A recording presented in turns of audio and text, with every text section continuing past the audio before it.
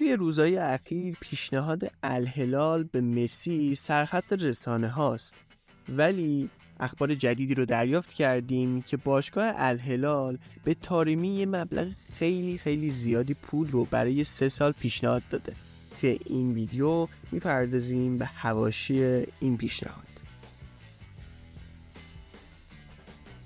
به دنبال انتشار پیشنهاد باشگاه الهلال عربستان به مهدی طارمی مهاجم ایرانی باشگاه پورتو، این خبر از روز گذشته بازتاب خیلی گسترده‌ای توی ایران و پرتغال و البته عربستان داشته و حتی رسانه‌های کشورهای دیگه هم به اون ورود کردن.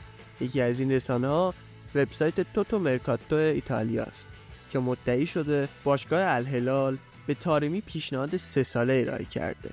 طارمی تا تابستون 2024 با باشگاه پورتو قرارداد داره و گفته میشه حق فسخ قرارداد این مهاجم 60 میلیون یوروه.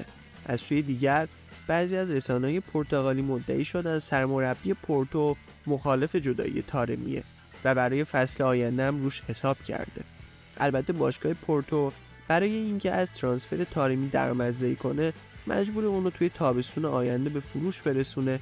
در غیر این صورت اگه طارمی قراردادش رو تمدید نکنه پولی به این باشگاه پرتغالی برای انتقالش به باشگاه دیگه نخواهد رسید.